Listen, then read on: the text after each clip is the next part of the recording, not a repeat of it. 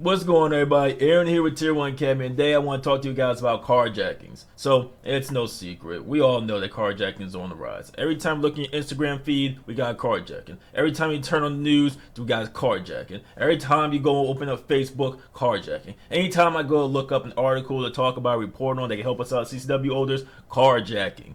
There's just so much carjacking is going on. And I just recently did a video where the DC mayor was talking about a new crime bill that she was trying to pass, and this is exactly why, because we got all these carjackings happening on DC. But however, we see with most politicians that they really don't care about us. While it's happening to us, they really don't care. They don't really do anything about it, and we know because the carjackings keep going up and up and up and up. They're soft on crime. The police departments are defunded, and they are stretched thin. The criminals are emboldened. They get locked up, they come back out, they do it again. They go on bail, they come back out, and they do it again. So the problem is continuing to persist by the same people.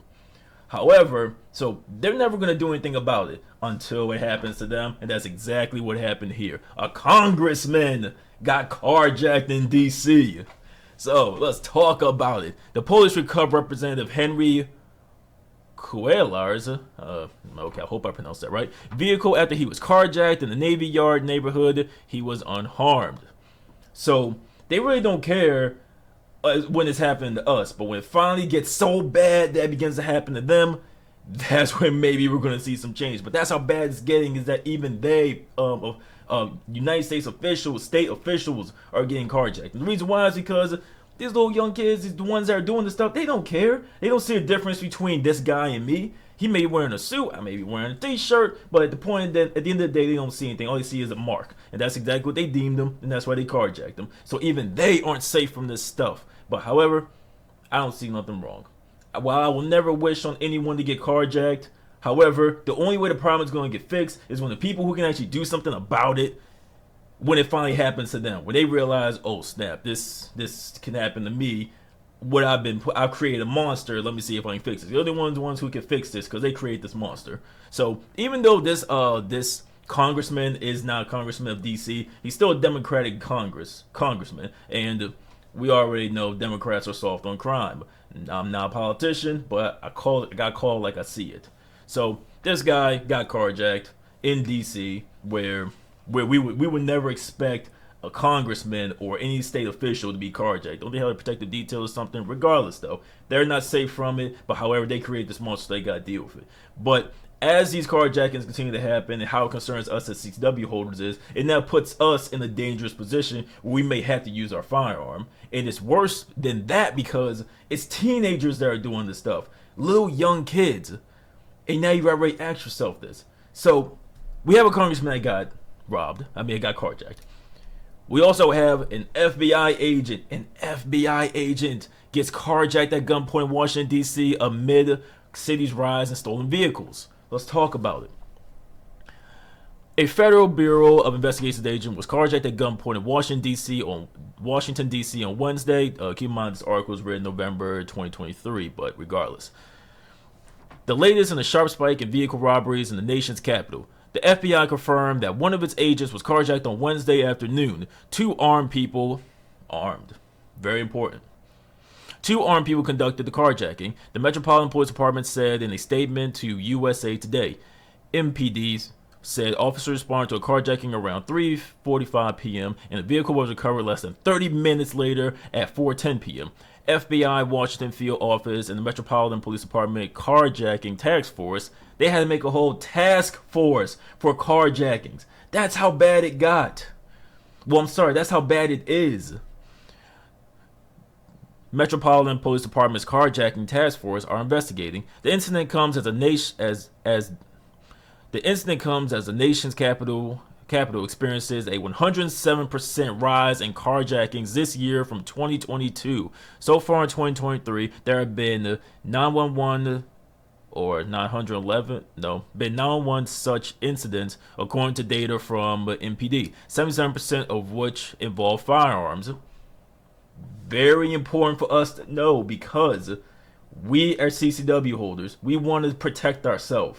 But, of course, we got DC, Virginia, Maryland, making it harder for us to get our CCWs. And then they're also telling us we have a due to retreat, etc., etc. But, yes, These carjackings are happening at gunpoint, which is why it's very important for us to know how to handle these situations.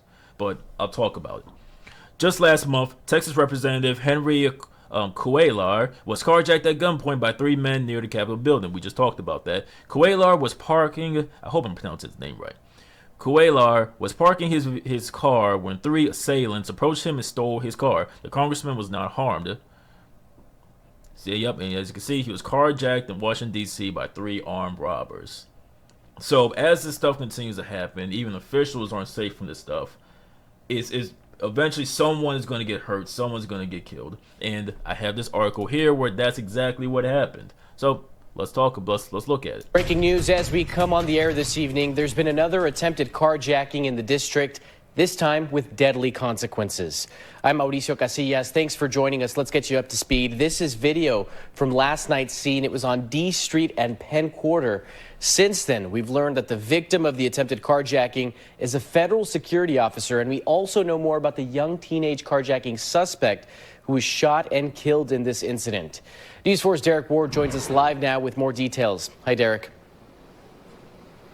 Yes, well, that young man who was shot was only 13 years old. Now, it happened at about 10:15 here in the 600 block of D Street Northwest. And I can tell you there are some buildings with a federal presence. There is the public defender's office, and there's lots of security cameras as well. And just a block up, our D.C. police headquarters. And you think it'd be the safest street in town, but apparently last night it wasn't. Take a look at some of the video. It was about 10:15 last night.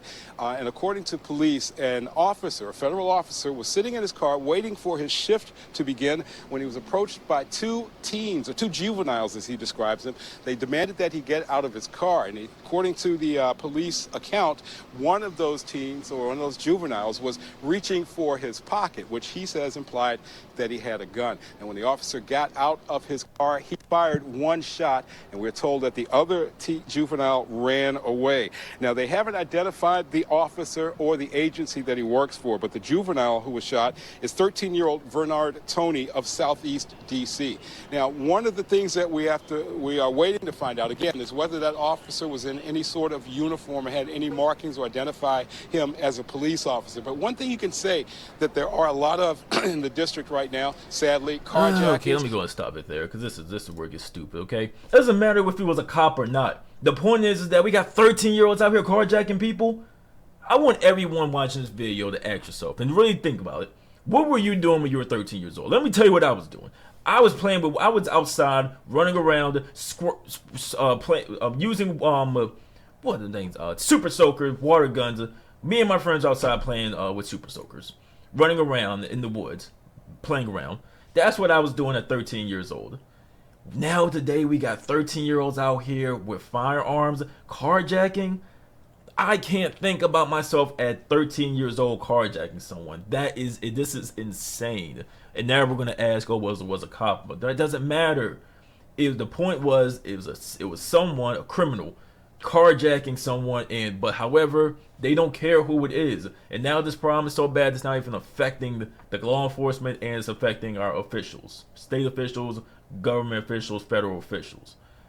I mean, this is crazy. We live in some crazy times. And again, we need to know this because statistically speaking, this is going to happen to somebody.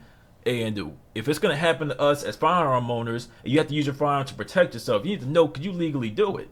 But if most of the time it's happening with a firearm, then yes, deadly force can be met with deadly force, which is a firearm is by definition always deadly force. But however, if this person gets the drop on you, they can have it because you lost. They got the drop on you. You're not going to move faster than their finger can move on that trigger. So what's the solution to all this? Is that you need to have some serious situational awareness, especially if you're out here in D.C. Or the DMV area, Montgomery, PG, etc., etc. Because the Kia boys are on the rise. They're out here picking. They're looking for easy targets. And if you walk in with your hand down, looking inside your phone, and you're not paying attention to your surroundings, you just marked yourself. So, like I said, we always gotta be better, faster, stronger, smarter, wiser. We gotta be ahead. We gotta be better than the criminal. We gotta be smarter than them. That's the solution to all this. But again, there's no guarantees, especially when you live in a state that tells you have a duty to retreat. So that's what's going on today. Now they're beginning to be affected by it. So hopefully we start to see some changes and they start to be a little more harsh on the crime, on the criminals when they do get caught doing these things, because otherwise we're going to see more of this, which is going to be 13, 14, 15-year-old kids getting killed while trying to carjack somebody. And while this guy was a federal officer, so he's going to have some type of protection and stuff like that, you and I are not protected by the fraternity of police. So you're going to need your USCCA lawyer to help you if you do have to use your firearm while someone's trying to carjack you at gunpoint. So this has been Aaron with Tier 1 Academy. Thanks for watching. Like, comment, subscribe. Have any questions, concerns, feel free to contact us. All right, have a wonderful day.